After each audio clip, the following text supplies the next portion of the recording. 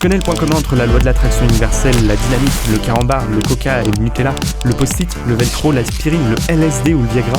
Si, il y en a un. Et oui, c'est bien une vidéo sur un shooting photo sexy en plein cœur de Paris. On a déjà bien profité de la Golden Hour durant notre shooting avec Marie, mais on a gardé le Champ de Mars au pied de la Tour Eiffel pour les toutes dernières minutes avant le coucher du soleil. C'est le moment où on va profiter de la plus jolie lumière. Le petit problème, ça va être évidemment d'éviter la foule dans le fond de nos images. En tout cas, j'adore son expression, on faisait juste des tests lumière donc elle pose pas. Et ce sourire, cette spontanéité représente vraiment qui elle est. Ce qui est tout l'inverse ici, regarde, je te la mets en petit. L'image a l'air top, et c'est comme ça que je l'ai vue sur l'écran de mon appareil, mais là, son visage est vraiment cringe. Je pense que j'ai déclenché au moment où elle changeait d'expression, et ça fait très bizarre. Je pense que c'est au niveau des sourcils ou des yeux trop ouverts. C'est mi-bizarre, mi-bien quand même, mais mi-vraiment trop bizarre. Vraiment, c'est dommage, la photo globale était sympa. Je fais partie de l'espèce qu'on pourrait appeler les bordéliques organisés. Je peux être extrêmement négligé sur des tas de choses que je considère sans importance, mais quand ça vient au travail et à améliorer ma productivité, je peux devenir assez contre le fric. Je peux passer des heures à planifier mes photoshoots sur Pinterest, Miro et Notion, à organiser les poses, palettes de couleurs, environnement. La planification, c'est la meilleure façon d'obtenir ce qu'on veut, de s'assurer que la majorité de nos images seront bonnes. Et si t'as vu le vlog de la semaine dernière, tu sais qu'on n'est pas vraiment dans cette configuration aujourd'hui. Il y a pourtant une image sur laquelle on savait qu'on voulait travailler, c'est un portrait un peu street au grand angle. Mais je l'avais juste à peu près en tête, j'ai un peu galéré à trouver vraiment ce qui pouvait fonctionner. La version en paysage marche pas, l'environnement est beaucoup trop présent. Ici c'est la pose qui est à remettre en question, ça fait un peu vulgos les jambes de cette façon. Là on se rapproche de ce que je veux, mais en fait je suis mal placé par rapport au sujet. Il n'y a pas les déformations exagérées au 16 mm qu'on recherche dans ce type d'image.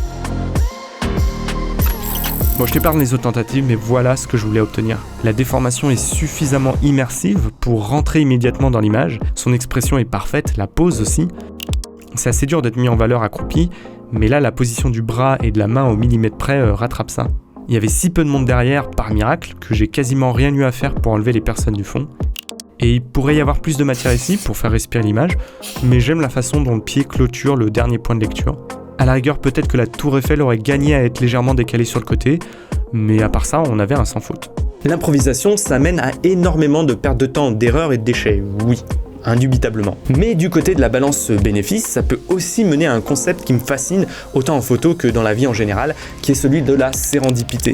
La sérendipité, c'est l'art de trouver quelque chose alors qu'on cherche autre chose, ou même par hasard sans rien chercher du tout. Exemple de pseudo-sérendipité, Archimède cherchait déjà à comprendre comment flottaient les navires avant de trouver la solution en prenant son bain. Exemple de vraie sérendipité, Galilée cherchait juste à améliorer la longue vue terrestre des Hollandais, et c'est qu'en la pointant vers le ciel qu'il a découvert la Voie lactée. Oui, c'est de la chance et du hasard, mais sérendipité, c'est quand même beaucoup plus cool comme terme. On retrouve vraiment cette notion en photo de rue, puisque tout l'enjeu est justement de capter ces moments de hasard. Mais dans une séance portrait que j'ai pas forcément préparée, je la vois plus comme se laisser porter par le flow, accueillir les imprévus, faire des tests improvisés, comme ici avec ma petite lumière rouge.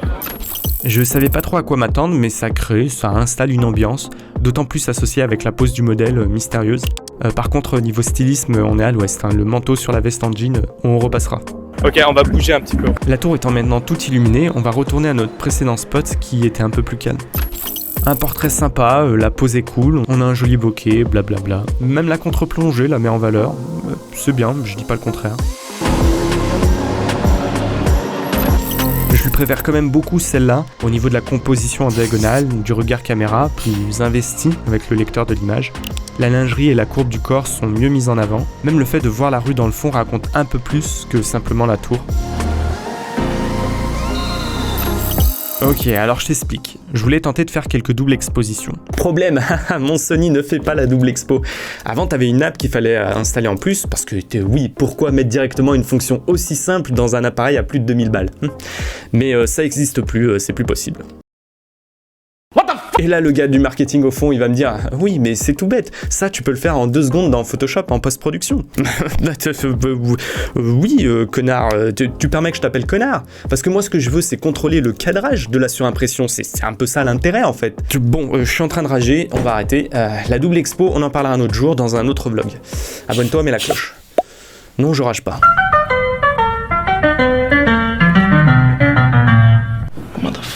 On est bien avancé dans la soirée désormais, on va devoir compter sur les lumières de la ville, l'occasion parfaite pour jouer avec des flares, des réflexions, tout ça. Ce que tu vas faire, tu vas marcher dans la rue. Bon, maintenant on a les 2 personnes qui vont faire. Mais tu marches dans la rue comme ça. C'est l'enfer de la mode. Bon, au final, ça a pas du tout marché, j'aurais simplement dû passer en mode manuel, plutôt que de me reposer sur l'autofocus, incapable de fonctionner dans une situation comme celle-là avec une si faible luminosité. Donc on s'est rabattu sur des poses un peu plus classiques, en essayant de jouer surtout sur les réflexions environnantes. Celle-là est un peu mieux au niveau du léger sourire, la position du bras casse un peu l'ambiance corporate de la tenue, et un petit apport de couleur dans le fond. Puisqu'on parle de couleur, parlons noir et blanc. J'aime bien ici l'effet du vert qui passe devant le visage et lui crée cette sorte de masque flou. Ça crée vraiment une ambiance, surtout avec le bokeh du fond, très joli, qui fait vraiment honneur à Paris, la ville lumière. On va se calmer tout de suite, hein. Votre surnom là, ça viendrait du fait qu'au 17e, on a fait installer des flambeaux et des lanternes sur les grands axes pour lutter contre l'insécurité des ruelles sombres. Ouais, la ville lumière, c'est parce que Paris, ça a toujours été un coupe-gorge et que vous avez installé des lampadaires.